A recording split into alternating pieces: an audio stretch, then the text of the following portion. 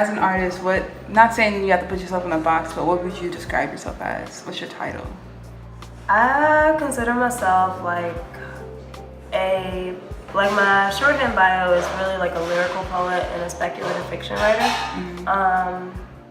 My poetry is very lyrical, very like balancing out like the very physical, concrete feelings with metaphysical things happening.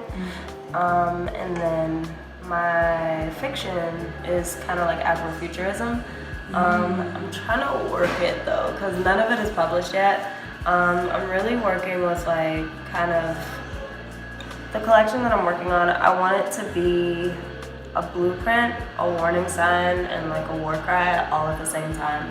So I want to envision a direct future like in 2045 that is realistic, but also very much like on the side where love wins.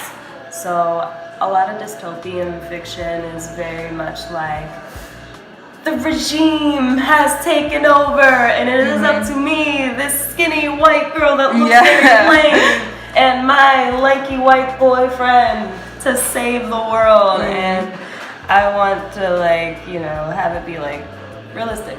It walks from like just like the experiences I walk from, which is kind of like student artists, working artists, activists, community organizers, sometimes scientists. Like, I'm not a scientist, but I like biology a lot. My dad was a paramedic.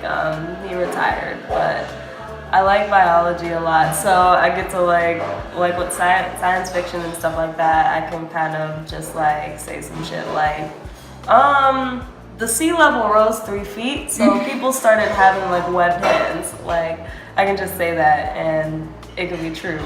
Like, no one will question me on it. I think above all, like, I just write from like many intersections. Like, I am black, I am woman, I am femme, I am like femme as in feminine. On the queer spectrum.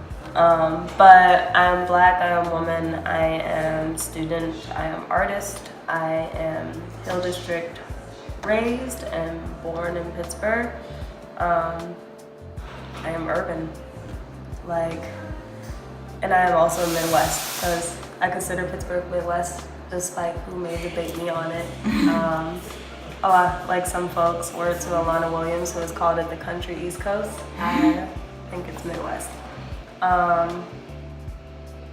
But yeah, like, I would consider myself someone who just creates art that's like powerful but not afraid to be tender either.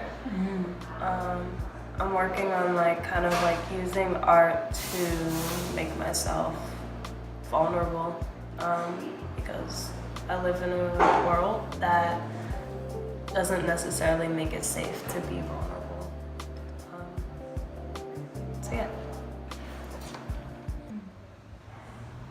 This is called For Colored Girls Who Get Called Extra for Being Much More Than Enough. 1. When you wake up, stretch your voice to all 4 walls or shout through them. Wrestle all doubts out the window, and for balance, smudge your voice with the green roots of herbs of your choice. 2. Dominate the dance floor in formation. Throw your femme friends in a circle and let your hips follow until your sacrum grows sore. Demand that bedroom activities focus on you because you're what makes the house feel like a home. Hit a split and feel your spirit grip flesh in an expression of pleasure, regardless of whether you or your partner bear your marks. 3. Never forget how your intellect sent American men to the moon. How you were able to make numbers align with the entity containing the power to manipulate oceans you survived. Pour your soul into the natural poetry and remember how to protect little bookish black girls. Let your accomplishments serve as the reflection that spread over the fabric of stars within the solar system and beyond, even farther than an explosion of flickering streetlights. 4. Think of the heart as golden wings, shamelessly shaking themselves off your shoulder blades. It's the same place that bass reaches deep within your rib cage. It's sharing life and breath with whoever you love. imagining your lungs blowing blizzards of cherry blossom petals to the ground, accompanied by the peace of 3 a.m., the same peace this world attempts to deny you.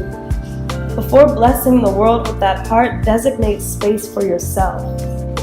5. Leave explaining your humanity to non-believers in 2016. Block the blasphemy of those who bastardize yes queen, slay me, and on fleek. Show them the scars you've had to bear from centuries of biting your tongue. Allow your truth to be siphoned from your throat and to fly past your teeth because your voice is only recognized as a weapon by the comparatively weak. 6. Submit to the fact that you contain innate knowledge of how the world shifts. 7. If you find divinity, it is there. Wherever you lay your wrapped head is an altar, and every vibration that guides you is prophetic. You have an investment in this world that transcends lifetimes. The life you've been giving and sustaining remains endless, a halo that's woven through the coils on your head, the perfect crown.